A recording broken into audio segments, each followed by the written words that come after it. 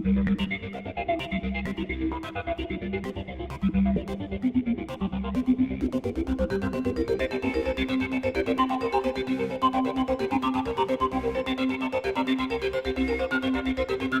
aplauso gigante, por favor, para nuestra amiga querida. Gracias por la presentación. Uy, está fuerte. Hola.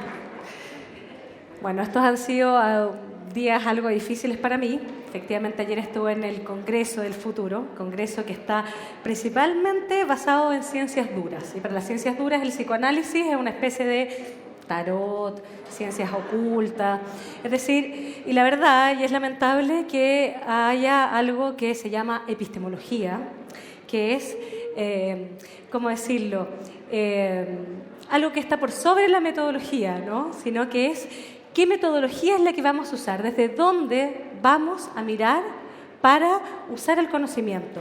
Y las ciencias positivas es un modelo, pero existen otros, como por ejemplo están las ciencias sociales, el psicoanálisis tiene su propia epistemología, y un poco lo que quisiera hoy día es transmitirle algo del psicoanálisis sin parecer Yolanda Sultana, respetando a tía Yoli y a todos los saberes antiguos que tienen lo suyo, por cierto. De lo que me tocó hablar, no sé si alguien me vio ayer, pueden dañar mi ego. Bueno, pueden dañar mi ego está herido, pero no importa, eso me permite repetir, porque si no, repetirme precisamente sería lo no humano, de eso voy a hablar un poco, ¿no? Que lo humano tiene que ver efectivamente con la sorpresa, ¿no? Lo inconsciente tiene que ver con la sorpresa, ya verán, lo inconsciente es lo que se nos aparece introspectivamente. No sé si se han dado cuenta, bueno, primero de lo que voy a hablar hoy, ¿no? Voy a tratar de abordar la pregunta ¿qué es lo humano? Si acaso importa esa pregunta también, ¿no? Y para responderla voy a tomar la siguiente fórmula. Lo erótico y lo inconsciente es lo político. Y eso es lo humano, al menos por ahora, ¿no? Al menos eso es lo que podemos decir desde el psicoanálisis. No sé si es que le ha pasado en el último tiempo y quizás ni siquiera se han dado cuenta, pero con cada vez más frecuencia tienen que comprobar que no son un robot. ¿Les pasa eso? Se meten en una página web y tienen que comprobar que no son un robot. Es una cosa bastante absurda. Uno tiene que comprobarlo, pero como que ya estamos acostumbrados a eso. Bueno, más o menos ciencia ficción, ocurre que hoy día está muy puesto arriba el debate si acaso las máquinas nos van a sustituir. O sea, hay unas cosas como que los refrigeradores nos van a comer, se nos va a acabar el trabajo, que eso es muy probable, no es primera vez que pasa. Acuérdense, revolución industrial, el ser humano va cambiando, hay mutaciones antropológicas. Pero bueno, parece que estos cambios van más allá de simplemente que las máquinas reemplacen algunas funciones desde el punto de vista de lo laboral, ¿no? Hoy día, este año se hablaba, por ejemplo, de muñecas sexuales con inteligencia artificial. Vaya a saber uno qué significa eso. Pero es interesante porque el muñequero sexual, un tipo llamado, para que vean que Dios es guionista, McCullen, este sujeto, se preguntaba cosas que son bastante relevantes, ¿no? Y se decía, bueno, él decía, ¿será que yo tengo que, porque hace unas muñecas muy caras y muy perfectas, a pedido de gente millonaria, digamos? O sea, ¿yo tendré que hacer réplicas de gente viva? Sí, por ejemplo, mi ex me pateó, yo quiero una máquina sexual igual a mi ex. ¿Es ético eso, por ejemplo? ¿Sí? No sé. Bueno, la verdad es que me parece que un muñequero sexual, McCullen, se estaba haciendo preguntas éticas bastante fundamentales, digamos. Sí. También ahí viene la pregunta si acaso son los científicos que no tienen... La ciencia no va a parar, la curiosidad humana, digamos, es un motor que está en nosotros. No tiene por qué hacerse cargo del problema ético, eso es una pregunta que nos compete a todos y es un problema político, por lo demás. ¿Sí? Pero bueno, en esta pregunta, finalmente, de qué es lo humano, yo pensaba, bueno, si acaso hoy día nos estamos preguntando qué nos podría diferenciar eventualmente de una máquina, tomé a un gran pensador, un chileno, por cierto, y que todos se rieron de él cuando dijo esta frase, pero de nuevo, es una frase de alta sofisticación. Caselli, cuando dice en una entrevista, yo no tengo por qué estar de acuerdo con lo que pienso, ¿sí? Eso es muy relevante. No sé si a ustedes les pasa, pero la verdad es que esta situación, esta disociación de no estar de acuerdo con lo que uno piensa, es una cuestión bastante radical y frecuente. Y uno se pregunta cómo esta cosa funciona si somos animales que no estamos de acuerdo con nosotros mismos, digamos. Gran parte del tiempo. Uno no sabe muy bien lo que quiere, por qué hizo lo que hizo, y todas esas cosas. Bueno, esa frase a lo que apunta Caselli tiene que ver con lo que nosotros en psicoanálisis llamamos el deseo, ¿no? Y aquí, a propósito que les contaba que han sido días difíciles para mí, esta cosa de convivir con científicos, discutía con alguno que decía, bueno, el deseo finalmente está en, no sé, en la mitocondria, no sé, en alguna parte del cerebro, o sea, por ahí. Y uno decía, bueno, sí, el cerebro claramente es el soporte. Pero ¿cómo el cerebro podría explicar, seguramente, si uno hace ahí alguna prueba, se mueven cosas eléctricas adentro, pero cómo uno podría explicar este tipo de geometría? Yo tengo dos guaguas, una guagua, que no habla, guagua, que no camina, guagua de 10 meses, y un niño de 2 años que ya debería hablar. La psicología del desarrollo dice, ese niño debería hablar hace rato, algo. El niño no habla. Niño, según las pruebas, su cerebro está perfecto, su audición está perfecta. El niño no quiere hablar. Si uno hace todo este ejercicio pedagógico, el niño habla, repita palabras, no quiere repetir nada el niño. Pero resulta que yo le hablo a la guagua, que también le estoy enseñando a hablar, entiendo que tiene menos capacidad todavía, pero cuando hago hablar a la guagua, el niño de 2 años repite. ¿Cómo se llama eso? Envidia. La envidia es el motor. Bueno, eso se llama deseo. Seguramente se prenden unas luces en el cerebro cuando eso pasa.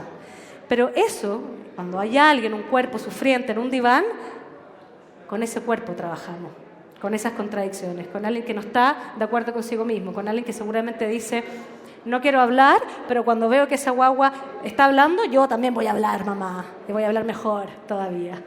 Ese es el deseo humano. Hace no muchos días, Harari, ¿se acuerdan? El autor de Sapiens, escribió un artículo muy preocupado diciendo que nuestros cerebros están hackeados. Entonces él se hacía una pregunta bien interesante, decía, bueno, hoy día, los seres humanos siempre hemos estado afectados a ser influenciados por el poder, pero él decía, bueno, hoy día, por la inteligencia artificial, la biotecnología, en fin, bla, bla, bla, el nivel de influencia podría afectarnos desde el punto de vista de nuestros sentimientos. O sea, la biología del sentir podría ser influenciada por Big Data, fake news, bueno, todas estas cosas que hemos escuchado. Y podría pasar que nosotros creamos que aquello que pensamos sean nuestros pensamientos, pero no lo son, sino que estamos siendo influenciados. Entonces, lo que él se cuestiona es cómo entonces seguir pensando en el libre albedrío como cuestión fundamental en las democracias liberales. Es decir, los ciudadanos cuando votan, ¿votan libremente? Bueno, que es la pregunta que nos estamos haciendo a propósito de Brexit, Trump, que están votando así, digamos, ¿no? ¿Están pensando? Entonces, ¿qué dice Harari? Dice, bueno, hace un llamado, dice, no hay que creer más en lo que pensamos, al menos no así rápidamente. Harari es caseliano, fíjense, está del lado de Caselli. Y está del lado del psicoanálisis, podríamos decir también.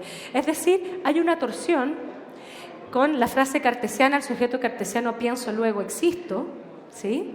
Y la torsión es entonces, bueno, parece que a veces, o muchas veces, soy donde no pienso, ¿no? Lacan, psicoanalista, el mito dice que lo invitan a Estados Unidos y está el maestro, digamos, yo soy una hormiga, digamos, imagínense lo mal que lo pasé en Congreso Futuro, imagínense, Lacan maestro fue a Estados Unidos, que es un país donde la psicología es principalmente cognitiva, es decir, pienso, luego existo, creen en el cerebro, psicología cognitiva. Y va ahí, parece que tiene un debate con Chomsky, lingüista, y Chomsky habla sus cosas, discuten, qué sé yo, y Lacan dice, bueno, no sé, tú sí quieres, piensa con el cerebro, lo que yo pienso con los pies, ¿no?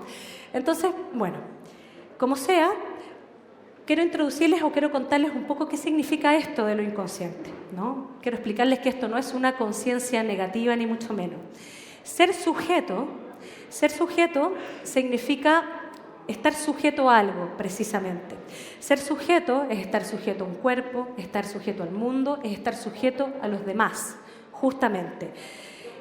Efectivamente, va a depender de qué cosmovisión histórica que el ser humano vea eso, devele eso o cubra eso. Piensen ustedes que los griegos se llamaban a sí mismos los mortales, es decir, se marcaban como qué es lo que ellos definían en su pregunta, ¿qué es lo humano? La finitud. Ese era el rasgo que ellos marcaban como lo humano. En ese sentido, ¿qué les pasaba a los griegos? Digamos, le preguntaban al oráculo, al destino, a los dioses, es decir, ellos no tenían todo el saber, ¿sí? En la Ilustración eso cambia y se trata de iluminar toda la opacidad, se trata de, el conocerse a sí mismo ya no significa preguntarle a alguien, sino que significa yo voy a saber a través de ciertas herramientas técnicas. Significa controlar el mundo y tener un programa, tener un proyecto, una racionalidad para decir el mundo va a funcionar políticamente bien así. Ya sabemos lo que pasó en el siglo XX, fue un desastre a propósito del proyecto racionalista. Ahora, da la impresión que el siglo XXI de alguna manera intenta parchar, quizá ideológicamente, digo, esto no es culpa de la ciencia, la técnica no es ni buena ni mala, pero ideológicamente está el intento de parchar, quizá, bueno, si quizá el siglo XX esto falló es porque los humanos entonces tenemos algunos problemas, lo vamos a arreglar ahora, lo vamos a arreglar con el genoma, ya no vamos a ser tan malos, digamos, vamos a reparar esta cosa. Vamos a repararnos a nosotros mismos, nos vamos a crear a nosotros mismos. Está esa fantasía. Ahí los científicos dirán si eso será o no posible. Y tampoco sé si saldrá bien, por cierto. Pero como sea, el punto es que desde psicoanálisis pensamos que nos definimos al menos como sujetos. Sujetos a algo, ¿no? A algo que un filósofo francés que se llama Jean-Luc Nancy define como una gran abundancia de significaciones anteriores, ¿no? Anteriores a tener cualquier conciencia, que son significaciones contradictorias, simultáneas, que es el lenguaje que habitamos, que es previo a nosotros, que es, digamos, algo que él llama el mundo. En psicoanálisis a eso le llamamos lo inconsciente. Por eso digo que lo inconsciente no es una conciencia negativa, así como vamos a descubrir tus contenidos inconscientes, sino que esto inconsciente es este mundo del cual colgamos y que simplemente nosotros lo que alcanzamos a ver es una pequeña lámina que se llama el yo. Lo que pasa es que en estos tiempos inflamos demasiado el yo. Pero con ese yo, que creemos estar tan de acuerdo, generalmente lo traicionamos o nos boicoteamos. No estamos tan de acuerdo con ese yo, ¿no? Aquí lo que les quiero mostrar, eso se llama la banda de Moebius, para que vean que igual somos un poco científicos. La banda de Moebius es para mostrarles cómo entendemos nosotros al sujeto, ¿no? Para mostrarles que no es que exista lo consciente y lo inconsciente, así como detrás de algo, como uno tenga que ir a buscarlo, así como quedarse dormido, la hipnosis. No, eso no es psicoanálisis, ¿no? Lo inconsciente está todo el rato, este es el mundo, esto que es más grande que el yo. Y no hay adentro y afuera. Esa es la gracia de la banda de Moebius. Lo inconsciente está ahí todo el tiempo, todo el tiempo. Cuando mi hijo no quiere hablar, pero habla, cuando la guagua habla, eso es su inconsciente, está ahí presente, está en la superficie. No está en la profundidad. ¿Se entiende? ¿Se acuerdan de estas imágenes que no le gustaban como en la adolescencia de Escher? Tuvimos una discusión con Magdalena cómo se pronunciaba. ¿Cómo se dice? Escher. Bueno, ese. Ya. La escalera o Cortázar, esto no sube ni baja. Hay una especie de continuidad, ¿no? Como cuando el presidente Piñera, ¿cierto?, se equivoca, es él y su lapsus, no es que su lapsus esté ahí atrás, no, es él y su lapsus, cada uno con su lapsus, ¿no? Es eso es lo inconsciente. Hay algo, hay ciertas cuestiones que nos determinan, que están ahí con nosotros previamente. Hoy día quiero traerles una fórmula, que es la que me interesa, que también es de Lacan, que es un psicoanalista, que es lo inconsciente es lo político. Y esto no significa que en la política hayan cosas inconscientes como Piñera y sus lapsus, que también hay, ¿no? El otro día se cayó Girard después de hablar 45 minutos en Congreso Futuro, eso fue maravilloso también.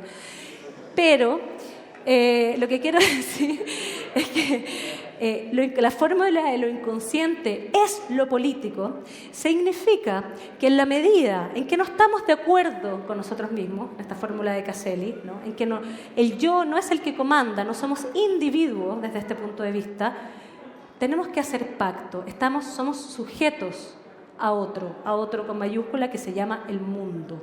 Y eso nos obliga a hacer pacto, y hacer pacto significa lo político. Por eso lo inconsciente es lo político. En la medida en que en una sociedad hay lo inconsciente, en la medida en que en una sociedad hay todavía yo no sé todo, hay lo político. En una ideología donde hay yo sé todo, no hay lo político, no hay pacto. ¿Se entiende? Es decir, la lógica de los cínicos, ¿se acuerdan? Diógenes, tápame el sol, ¿sí? ¿Se acuerdan? O la lógica del lobo solitario, su omnipotencia, llega, mata, o la secta, no hay pacto. Soy yo y mi mundo, no estoy sujeto al mundo, no hay pacto, ¿no? Ahora, para mostrarles cómo esto mismo, cómo lo vemos en el cuerpo, cómo es el cuerpo visto en psicoanálisis, así, es el cuerpo de la histeria. Esto es una obra de Volus Pajar, una artista chilena, que trabaja con el cuerpo de la histeria. Si se fijan, el cuerpo de la histeria es un cuerpo torcido. Puse un nombre para que no crean que la histeria son solo mujeres, pero me parecía importante. Sí, pene, nunca ponen pene cuando ponen, en fin. Pero la histeria, Freud lo describe muy bonito en estas mostraciones histéricas. Los síntomas van cambiando en la histeria va con la época, ¿eh? O sea, estas histerias que son como corporales. Es curioso, pero van cediendo. Hoy día podríamos decir que tenemos los ataques de pánico, van cambiando las mostraciones sintomáticas. Pero en la época de Freud, en el siglo XIX, cuando estos médicos trataban, los neurólogos de la época trataban de decir, ¿qué diablos son estos ataques de esta gente que se revolcaba y se torcía en el suelo? Decían, no hay nada desde el punto de vista orgánico, no hay nada ahí. Desde el punto de vista del yo, esta gente tampoco sabía lo que le pasaba, ¿se entiende? Entonces, Freud dice, bueno, hay que interpretar algo ahí. Y él decía que hay varios tiempos. Hay algo infantil, hay alguien grande, hay otras imágenes donde él dice, bueno, hay una mujer que se saca el vestido, pero con la otra mano se pone el vestido. Ambivalencia se llama eso. No estoy de acuerdo con lo que pienso, básicamente. Piensas que uno puede actuar, es un ataque histérico, o no, eso lo puede vivir de distintas maneras. ¿Se entiende? Pero eso es la histeria, es decir, son distintos tiempos y es la ambivalencia. Ahora, hay autores como Didi Uberman y otros, y esto aquí se va poniendo más interesante, quiero meterme en lo político, es cómo leer el síntoma social de la misma manera. Por ejemplo, acá, perdón los que ya he mostrado esta foto todo este año, porque es mi foto favorita del año pasado, pero parece que este año también va a ser hasta que aparezca otra. Si ustedes ven esta foto, me voy a correr. Ahí está, uno podría interpretar cuál es el síntoma social acá. Está Coliseo, símbolo del patriarcado antiguo, puro y duro. Está ahí a medio caer, pero ahí todavía existe, ¿cierto? Están los tanques, ahí abajito. Los tanques, bueno, ¿qué son los tanques? Roma está militarizada, bueno, como toda Europa. ¿Qué son los tanques? Los tanques se supone que nos defienden de los malos, los terroristas islámicos. Pero uno podría preguntarse, yendo más allá de la linealidad, ¿acaso esos tanques son los buenos o los malos? ¿O acaso esos tanques igual tienen que ver con que existan los terroristas islámicos? Por otro lado, está el Ni Una Menos allá en Roma. Y dice, bueno, las Ni Una Menos tendrían que pelear con un coliseo que se está cayendo a pedazos todavía, con el patriarcado, o con un postpatriarcado, con un orden mundial que está un poco más enredado que eso. ¿Se explica? O el machismo está ahí en los tanques. En fin, hay distintos tiempos. Y con esto quiero decir entonces que también la idea de futuro, a propósito del Congreso Futuro, esta idea del futuro como que el futuro es una cosa lineal y hacia adelante, es cierto. La tecnología que hay es asombrosa, pasan cosas, pero eso no significa que ideológicamente el futuro sea lineal, ¿no? En ese sentido uno podría preguntarse lo que está pasando políticamente, no sé, la emergencia de estos movimientos reaccionarios en el mundo. ¿Eso es futuro? ¿Es moderno? ¿Es nuevo? No es nuevo, ¿no? Hay un crítico de música y de cultura que se murió buenísimo, que se lo recomiendo, Mark Fisher, que tiene un libro que se llama Los fantasmas de mi vida, y él plantea, si uno escucha, él sabe más de música que yo, pero él dice, por ejemplo, si uno escucha Amy Winehouse o uno escucha Arctic Monkeys, en cualquier lugar, de manera descontextualizada, sin saber quiénes son, uno no podría identificar si es música de los 70, de los 80, de los 90, del 2018. Entonces él dice, la tragedia del futuro es que el futuro parece que todavía no ha llegado, no sabemos cuál es. Hay algo que se repite en banda, ¿no? Entonces, esta idea del futuro, de lo lineal, la propuesta acá es poder pensar esto de manera dialéctica. Esa es la idea de la banda de Moebius y de lo inconsciente. ¿Me explico? No hay una linealidad. Eso es un poco la epistemología, en psicoanálisis. Ahora, esto me gusta tanto la contradicción y leer los conflictos sociales, así que hoy día he pensado, ¿cuál es el último libro que me compré? Pueden leer el título. ¿Se lee? Me mató el título. Bueno, no sé si les ha pasado de repente tener esa pregunta. En fin, bueno, el lenguaje humano, somos animales que estamos sujetos a un lenguaje que tiene una particularidad. El lenguaje humano es metafórico.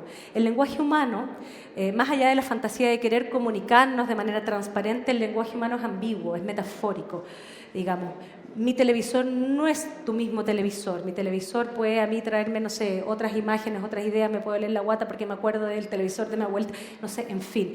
Y por eso es que hay tanto malentendido, hay una opacidad. Y el lenguaje de los cuerpos, que se llama la erótica, el encuentro cuerpo a cuerpo, también tiene esa ambigüedad precisamente. Cuando nos comunicamos los seres humanos tenemos que leer varios registros distintos. Es decir, yo nunca sé del deseo del otro. ¿Qué quiere de mí? ¿Qué está pensando? ¿Quiere o no quiere? ¿Esto va a funcionar o no va a funcionar? En cualquier ámbito de la vida estoy hablando. Tengo que contextualizar, tengo que empatizar, tengo que inventar, tengo que improvisar también. Eso es lo que la ambigüedad... a lo que la ambigüedad me obliga entonces también a dudar. Por lo tanto, me obliga de nuevo, lo mismo que el inconsciente me obliga a hacer pacto. Entonces, esta fórmula voy a agregar esto. Si lo inconsciente es lo político, voy a decir también lo erótico es lo político en ese sentido. El hecho de tener cuerpo nos hace animales políticos, nos obliga a estar sujetos a algo y a hacer un pacto. Con esto termino. Quiero decir que esta idea de que la técnica, de que los refrigeradores nos van a comer y todas esas cosas, no sé, me parece que la técnica es absurdo pensar, no es ni mala ni buena. Todo depende de la ideología, así que es ahí donde se maneja el campo humano. No hay algo tampoco que sea lo propiamente humano, lo humano sufre transformaciones antropológicas, siempre hemos estado atravesados, digamos, por el uso técnico además. También me parece bastante estúpido pensar que la inteligencia artificial quiera replicarnos, en el sentido de que, ¿por qué quería replicar algo tan estúpido como el ser humano que no está de acuerdo consigo mismo? O sea, no tiene ningún sentido, no tendría ninguna inteligencia. Pero por otra parte, me parece que ideológicamente hoy día estamos en una fantasía o en un deseo, en un anhelo de transparencia que quizás nos está empujando un poco a actuar como máquinas, ¿no? Como sin cuerpo, deserotizados, lineales, medios transparentes, con poca tolerancia a la ambigüedad y con quizás el problema mayor de los tiempos, que es la depresión. ¿Y qué es la depresión? La enfermedad precisamente del deseo, ¿no? Y como les deseo, el deseo no está en el cerebro, justamente. Ya sabrán los que han tomado antidepresivos, los antidepresivos elevan la energía, pero no cambian las ideas. Y por eso hay que tener tanto cuidado con la gente que toma antidepresivos, porque lo primero que hacen es matarse. Si no cambian las ideas, justamente. El deseo es el esfuerzo que justifica vivir. Y el deseo humano está cruzado por la cultura. Ahí está esto que se llama el mundo. Somos sujetos de lenguaje. Si uno quisiera, o sea, en esta idea de la inmortalidad, en esa fantasía, podríamos decir que la fantasía de la inmortalidad del no límite es precisamente la que destruye las condiciones para la vida, porque el no límite destruye el más allá, la transgresión, el deseo. Y si no hay deseo, hay un eterno retorno de lo mismo. Es lo que pasa en el capítulo, ¿se acuerdan de Black Mirror, los que lo vieron? Que es muy recomendable, que se llama Voy y Vuelvo, o Vuelvo enseguida, algo así. El novio se muere, deja su huella digital, lo ponen en un cuerpo réplica, y él vuelve como me imagino lo que Big Data sabría de cada uno, que seguramente sabría mucho, digamos, de nosotros, pero no sabría lo que cada uno no sabría de cada uno, ¿no? No sabría sobre el deseo que siempre muta. En ese sentido, ¿qué pasa con este sujeto? ¿Qué es lo raro en él? ¿Qué es lo no familiar en él? Es que es siempre igual. La chica lo devuelve. Se los adelanto, ¿no? Pasa eso. Entonces, ¿qué es finalmente por ahora lo humano? Podríamos decir que esa particularidad inesperada, el lapsus de cada uno, eso que ocurre, ¿no? Que se llama la propia y única sujeción de cada uno a algo que se llama un cuerpo sexuado y mortal. La propia balada de dependencia sexual. Y lo digo así porque ahora los quiero dejar y que termino con una obra de una fotógrafa norteamericana que se llama Nan Goldin, que tiene una obra que se llama Balada de dependencia sexual, que es mucho más grande que lo que yo les voy a mostrar. Pero la gracia, su obra parte con una golpiza de su novio Marín hacia ella, y sepan, por eso se llama dependencia sexual. Pero finalmente ella empieza a fotografiar su vida, la vida. Y si ustedes se fijan en la obra, lo que tiene es precisamente eso, que la dependencia sexual no es la dependencia genital, no es la dependencia de pareja, no es eso. La dependencia sexual es eso. Estamos sujetos a un cuerpo, a un mundo, y eso nos hace sujetos políticos. Acá va.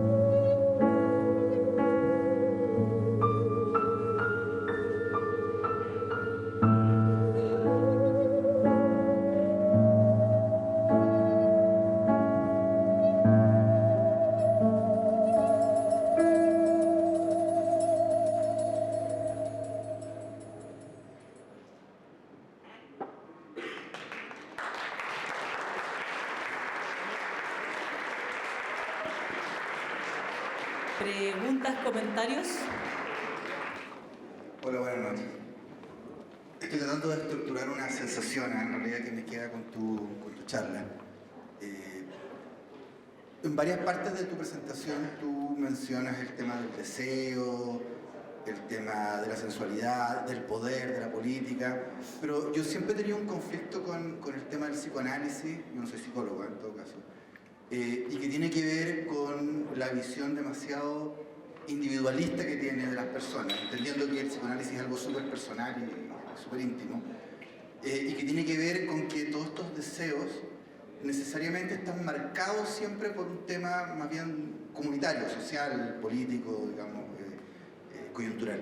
Entonces, cuando tú mencionas y hablas de que primero mencionas el tema de la tecnología, ¿cierto? Dices que la técnica no es ni buena ni mala, estoy de acuerdo, te pasaba a decir que estoy de acuerdo con muchas, la mayoría de las cosas que tú mencionas, pero es cierto, la tecnología no es ni buena ni mala, pero los investigadores no son neutrales. Y eso es súper relevante siempre tenerlo claro. O sea, la tecnología es una herramienta. Yo puedo ocupar un martillo para clavar o para matar a alguien. O sea, la persona que maneja la herramienta nunca es neutral. Y eso no hay que olvidarse.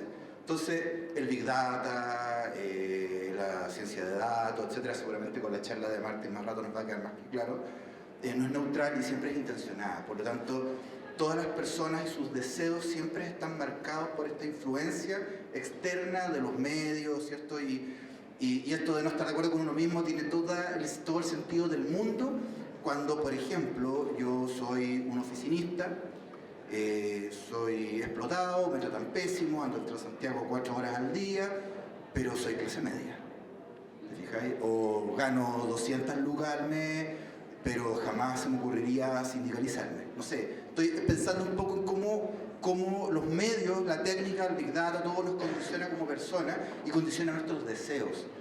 Y esa es una reflexión que yo siempre he echado de menos un poco en todas estas cosas del psicoanálisis, que tiene que ver, ¿cierto?, que lo enfrentan más bien de una perspectiva como media freudiana, media sexual, y que estoy de acuerdo, finalmente el poder y sexualidad y todo eso, pero nunca siempre siento que queda una pata coja en términos de cuál es el análisis que se hace social, o sea, de la dialéctica, por ejemplo. Eso es un poco que me gustaría escuchar. ¿Cuál es tu reflexión al respecto? Bueno, Freud escribió El malestar en la cultura, sin ir más lejos, que es un texto social tremendo y que es lo que dice no hay progreso, a propósito de desconfiar de la técnica. Está en la línea de Benjamin. Ahora, no, precisamente lo que acabo de decir, que esta idea del inconsciente no es individual, es estar sujeto al mundo. Y por eso hablé de la banda de Moebius, ¿no? Es decir, no hay una dentro y una afuera. Una cosa es la clínica psicoanalítica, la persona que está en diván y hablará de su papá, de su mamá, de su perro, de lo que sea. Y claro, cuando está hablando de su papá, de su mamá, de su perro, y está determinado por lo social. Tiene una marca de clase, tiene una raza, tiene un género, todo eso importa. Y esas cosas también están ahí. Ahora, como uno las desentraña, bueno, cada uno en su forma individual. Eso es la clínica. Eso es la clínica, ¿no? Uno no va a hacer política concretamente en la clínica, a pesar de que uno la hace de alguna forma también. Otra cosa es la reflexión, y la reflexión freudiana respecto a lo social es tremenda. El texto de Freud respecto al malestar en la cultura es la siguiente reflexión. Él escribe esto en el año 1930. El texto primero se llama La felicidad en la cultura. Ustedes comprenderán que en 1930 ese texto no podía llamarse así. Se llama El malestar en la cultura. Y lo que él plantea, fíjense ustedes que dice, bueno, el malestar en la cultura, ¿qué es finalmente? ¿De dónde viene el gran malestar? La neurosis en el ser humano, dice, de 3 fuentes. El cuerpo de los otros, el infierno son los otros, ¿cierto? Y de la naturaleza. Bueno, son todas estas cosas que la técnica trata de resolver, que no nos moleste el cuerpo, ni la naturaleza y ni los otros. O sea, hoy día ojalá haya menos contacto. Y su crítica es decir, finalmente no hay progreso. A propósito de esto, no hay una teleología, no hay un programa. Por eso el psicoanálisis no es progresista, no es conservador, no está en esas coordenadas, ¿sí? Eso no significa que no sea político, sino que lo que plantea hay que hacer un análisis dialéctico, ¿no? Baeros y Tánatos de la mano. Hay un ejemplo que a mí me encanta, que lo he dicho muchas veces, que también es de Freud. Él cuenta que cuando inauguran los Zeppelin en Inglaterra, los globos gigantes, dice, bueno, se cumplió el sueño, ¿cierto?, de Leonardo da Vinci, podemos volar, y alguien dijo inmediatamente, esto significa que vamos a ir a la guerra. todo tiene ese doble filo. Bueno, lo que hablaban, ¿cierto?, previamente, es decir, esta cosa de los nativos tecnológicos y finalmente se suicidan, en fin. No, la técnica, lo que es humano, finalmente de eso hablé, ¿qué hacemos políticamente con eso? Hay otro autor que está muy interesante con este término que se llama Morozov y que él plantea el siguiente problema. Por ejemplo, él dice hay que pensar en cosas como la siguiente. Noruega, que se supone que es un país socialista, pero finalmente, ¿en qué está invirtiendo? Los fondos millonarios del Estado están invirtiendo en empresas que destruyen sus industrias locales, como por ejemplo Uber. Entonces, invierten en Uber fondos millonarios, pero al mismo tiempo, ¿cierto?, apoyan a los taxis locales para competir con Uber, pero están apoyando a los otros, pero son un estado de bienestar. Hay una cuestión muy perversa en todo eso. Entonces, ¿qué quiero decir? Que quizás el análisis no tengamos miedo de que las máquinas nos van a atacar o nos van a replicar, sino que lo humano, lo que podemos hacer acá es, hay que analizar esto políticamente, en primer lugar. En ese sentido, claro, la técnica no es ni buena ni mala, sino que ¿en manos de quién está? ¿Qué vamos a hacer con eso? Y el deseo, yo lo defino así, es la brecha que tenemos entre nuestras conductas y lo que entendemos de nuestras conductas. Cuando creemos saber todo sobre nosotros, eso es una ideología, eso es individualismo puro, ¿sí? El asumir no sé todo de mí, eso significa debo hacer política, no sé todo. Eso. Hola. Me gusta mucho cuando dices... Hola, aquí. No veo. Aquí, ahí, muy cerca. Bueno, uno nunca ve. 2 metritos, sí, yo lo sé. Uno nunca ve. Me gusta cuando dices, yo no tengo por qué estar de acuerdo con lo que pienso. Y efectivamente, lo que tú dices tiene como muchas aristas desde un punto de vista psicológico, y tú lo planteas también desde que es lo político también, ¿cierto? Mi inquietud siempre ha estado desde el lado de la psicología, de que se encarga tanto de este tema de relación con el externo, cuando el ser humano desde un punto de vista más físico, neurológico, se relaciona consigo mismo, más que con un externo. Es decir, yo percibo, yo pienso y yo siento. Y desde un punto de vista neurológico, como veíamos en la mañana, mi córtex piensa y mi amígdala siente. Entonces, a veces tanto cargo de hacérselo afuera nos lleva de repente a que nuestra mente no se esté haciendo cargo de su propia emoción. Es que cómo uno piensa, hagan lo que siempre digo, hagan el ejercicio de pensar, de buscarse a sí mismo. Yo siempre les digo eso, digamos. Hagan el ejercicio de buscarse a sí mismos. Cuando se busquen a sí mismos, van a terminar hablando de lo que ustedes son para otros. Esa es la banda de Moebius. No hay adentro y afuera. El deseo no está dentro de nosotros. El deseo no está, mi hijo que no habla, no está dentro de él. Aparece cuando ve que hay tensión en la otra guagua. ¿Se entiende? El deseo aparece, no está dentro. En psicoanálisis definimos también la estructura como éxtima, que es un neologismo, que es éxtimo. Lo más íntimo es exterior. Ahí está la idea de la banda de Moebius, no hay dentro y afuera. Hoy día conversaba con alguien de inteligencia artificial, uno de ustedes, no sé. Y me decía, bueno, entonces en ese sentido, si hubiera un solo humano, digamos, ¿sería humano? En este sentido no. En este sentido del humano se necesita otro. Estamos hechos de otros. No, el yo es una ficción, es un pequeño pedacito. Piensen ustedes cuando sueñan, ¿qué son los sueños? Los sueños, sí, está lo neurológico, todo lo que ustedes quieran. Pero ¿quién hace los sueños? Cada uno hace su sueño, pero no es exactamente el yo el que sueña. ¿Quién sueña? ¿Qué están soñando, además? Es una pregunta interesante que no nos hacemos demasiado, pero ¿qué están soñando? Hay una autora... También búsquenla, muy interesante a propósito de esas preguntas, que también en los años 30, antes de la invasión nazi, una alemana soñó algo, dijo, este sueño no lo puedo estar soñando solo yo, dijo, este sueño tiene que ser político, y recopiló 300 sueños antes de la Segunda Guerra Mundial. Increíble. ¿Qué estamos soñando? Uno podría preguntarse, decimos un montón de cosas, pero ¿qué estamos soñando? Sería interesante para palpar el pulso social que hay ahí en el mundo. ¿Sí? Súper corta. Mi pregunta va un poquito hacia las palabras que usaste, las palabras deseo, envidia, el hecho de que somos seres que queremos ser individualistas, pero somos seres sociables, o sea, dependemos de nuestra sociedad y nuestra valores y familia, etc. Mi pregunta es, ¿hasta qué punto la envidia nos lleva al desarrollo o a la desperdicio? O sea, ¿en qué medida es algo bueno o algo malo? lo bueno y lo malo, po. Eros y va junto, digamos, es decir, las dos cosas. No hay, o sea, el deseo nos lleva a lo bueno y a lo malo. El ejemplo de los Zeppelin. Y las consecuencias a veces de un acto no se saben hasta después tampoco. No se pueden calcular. Y si quisiéramos precisamente ahorrarnos todo el mal y calcular todo y amarrar todo, matamos la vida también. ¿Sí? ¿Sí? ¿Ya? Gracias.